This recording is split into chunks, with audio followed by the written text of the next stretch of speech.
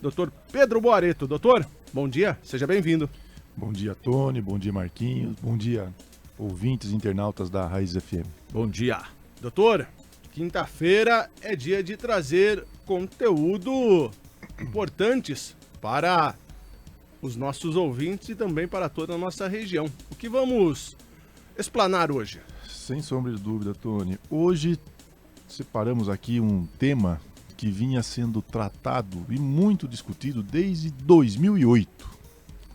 Muito se questiona sobre a morosidade, ou seja, a demora do Poder Judiciário.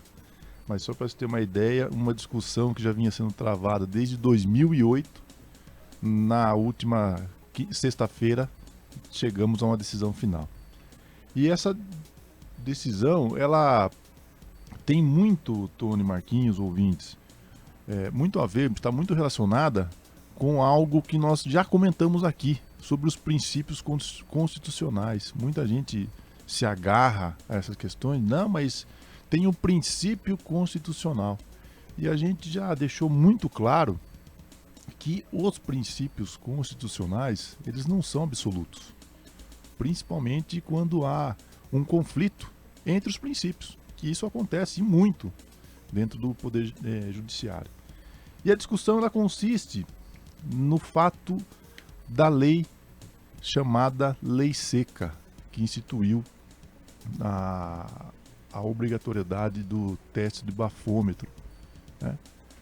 E proibiu que os motoristas conduzissem seus veículos inicialmente com uma dosagem, né, 0,6 decigramas de álcool no sangue. Em 2012, nós tivemos uma alteração na legislação, no finalzinho de 2012, e essa dosagem ela foi para zero, não podia absolutamente nada, né, de álcool no sangue. E isso vinha se arrastando, até porque nessa modificação da legislação em 2012, inicialmente não existia a obrigatoriedade ou a autuação do motorista que se recusasse em realizar o teste do bafômetro. A lei não tratava isso de 2008. Em 2012, com essa mudança, trouxe a punição para o motorista que se recusasse. O motorista que vier a se recusar em realizar o teste do bafômetro, ele tem uma penalidade, uma multa. E aí começou a grande discussão, né? Tanto de 2008, com o advento da lei, e principalmente depois de 2012 com essas atuações. É constitucional essa multa para os motoristas que se recusarem, que deixarem de fazer o teste do bafômetro? Essa era a grande discussão. Até porque muitos, né, se agarravam num princípio constitucional onde ninguém pode fazer prova contra si mesmo. Essa era a grande justificativa. Não, eu não vou fazer. Mas e a questão? Eu não posso produzir prova contra mim mesmo. Né? E muitos juristas se agarravam nessa tese e vinham debatendo o tema, inclusive tentando anulações de diversas autuações em virtude dessa justificativa.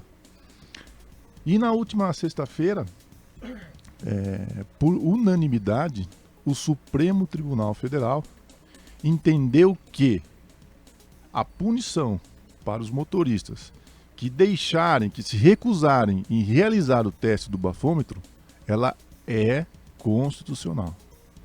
Pedro, mas qual que é a justificativa disso? Por que não tem um princípio constitucional que garante o direito das pessoas a não produzirem prova contra si mesmo? Por que o Supremo decidiu de forma diversa? Como eu mencionei no início, aqui há claramente um conflito de princípios. E toda vez que um princípio, que é o direito à vida, for confrontado, certamente esse princípio prevalecerá sobre os demais. Por que disso? É evidente que com a nova lei, a Lei Seca de 2008, depois com essa alteração de 2012, tivemos uma considerável redução nos casos de acidente de trânsito com pessoas embriagadas.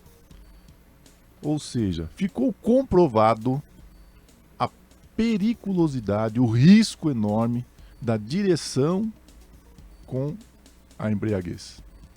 E isso causam inúmeros acidentes e colocam em risco a vida do ser humano.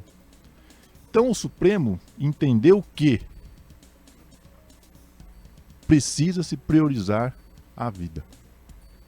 E que a questão da embriaguez ao volante, ela é realmente preocupante, como mostram inúmeras pesquisas que nós temos, e optou-se por garantir o direito à vida.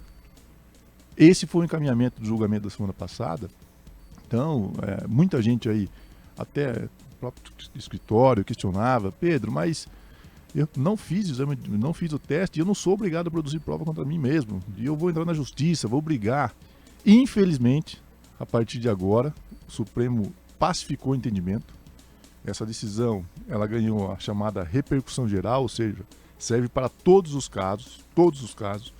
Então não há mais como alegar que a recusa em realizar o teste do bafômetro tem como objetivo garantir um direito constitucional, porque o artigo que determina a obrigatoriedade da realização do teste do bafômetro é inconstitucional.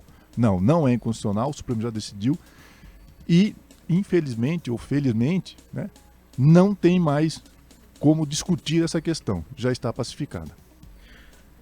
E agora, doutor, então como é que fica a questão da cobertura de um seguro, por exemplo? Se acontecer algum acidente, se ficar comprovado ou não, né, que a pessoa estava embriagada, mas é claro que existem outras formas de se chegar a observar se há embriaguez ou não, né, mesmo a pessoa não fazendo o teste do bafômetro e tal.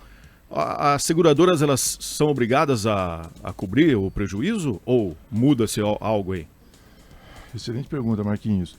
Nós sabemos que atualmente o próprio policial militar, ele pode atestar ou não a questão da embriaguez. Isso é hoje reconhecido pelo Poder Judiciário, pela legislação. E a grande questão nesses casos, nós sabemos que de plano a seguradora vai negar a cobertura de qualquer seguro envolvendo acidente com motorista embriagado. Agora, a grande questão e a grande discussão, que inclusive já vem sendo tratada no Poder Judiciário, o entendimento é sempre nesse sentido, é discutir se realmente a embriaguez foi a causa do acidente. Nós temos inúmeras situações onde, mas a pessoa estava embriagada, né? Porém, não foi a embriaguez a causa do acidente. Teve aí um caso de excesso de velocidade, fez uma conversão em local proibido ou estava trafegando pela contramão e teve a colisão. Então, precisa analisar efetivamente a causa do acidente. Isso é muito importante para estabelecermos aí a questão da responsabilização ou não por parte das seguradoras. Então é aquela história, né? Meu pai sempre me falava, é proibido, né? Você beber, dirigir e tal. O problema maior é que às vezes você toma uma cerveja ou duas, você tá bem, né? Tem gente que pra ficar ruim aí tem que ser dois fardos, né? 20, 30 latinhas aí pra acabar se embriagando. O problema é se você tomou uma, duas cervejas aí e de repente vem alguém e bate em você. Então acredito que seja mais ou menos por aí a pessoa que causou o acidente é que estava errada, né, no caso. Essa é a grande discussão, né? A causa do acidente. Não só a questão da embriaguez. É claro que é importante, não é permitido dirigir, né, sob efeito de álcool qualquer, né, independente de ser 1, 2, 10, qualquer dosagem alcoólica. Exato. Hoje já existe a proibição, mas é muito importante a gente analisar também a questão do teste a causa do acidente.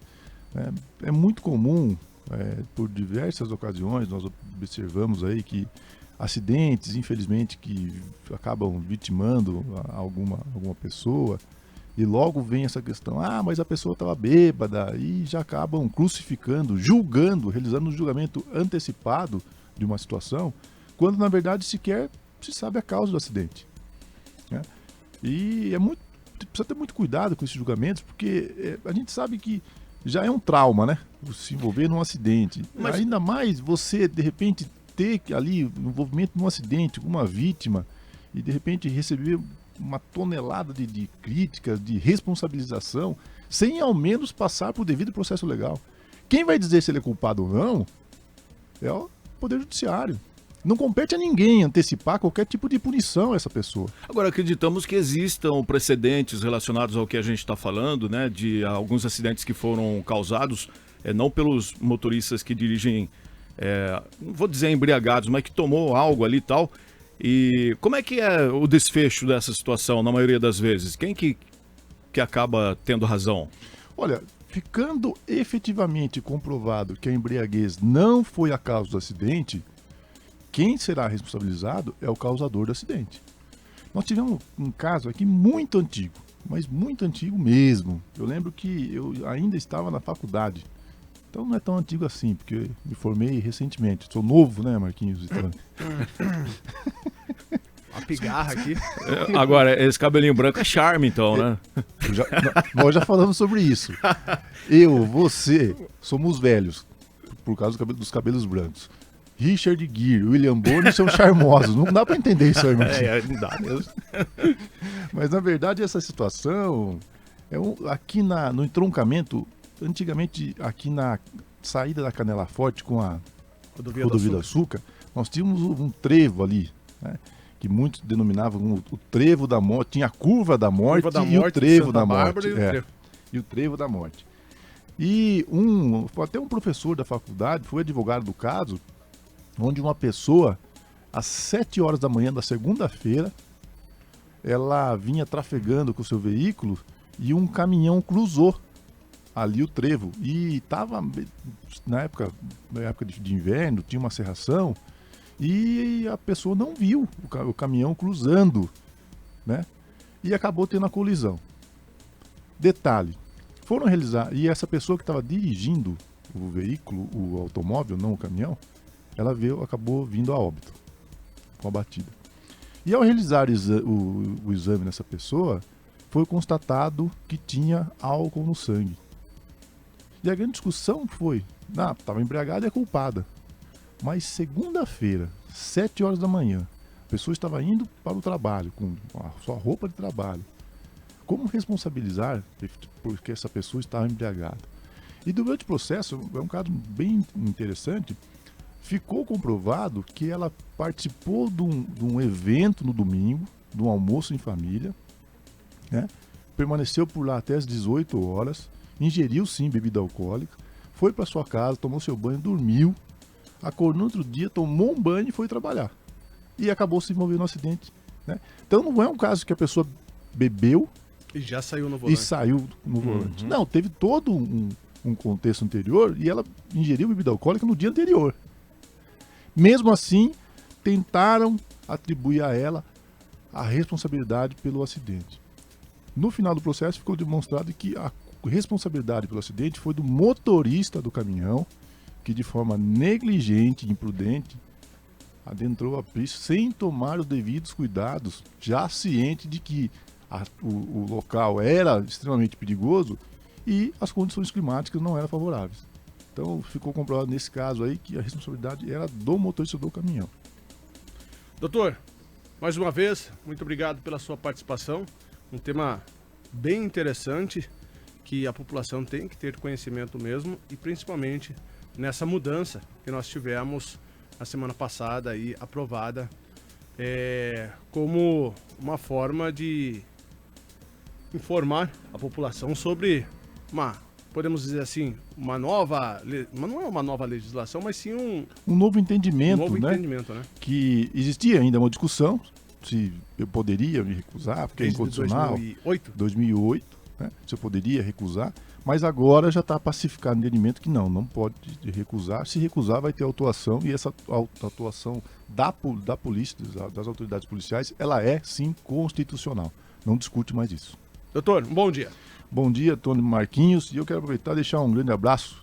Chegando aqui na rádio, eu acabei encontrando um grande amigo, o famoso Vitor Michelino, que teve a oportunidade de jogar futebol com ele desde a época de moleque, né? E Vitor é um jogador caro, viu, Marquinhos e Tony? Mas é aquele jogador enrolão. Jogador caro e enrolado, sabe? Enrolava o jogo.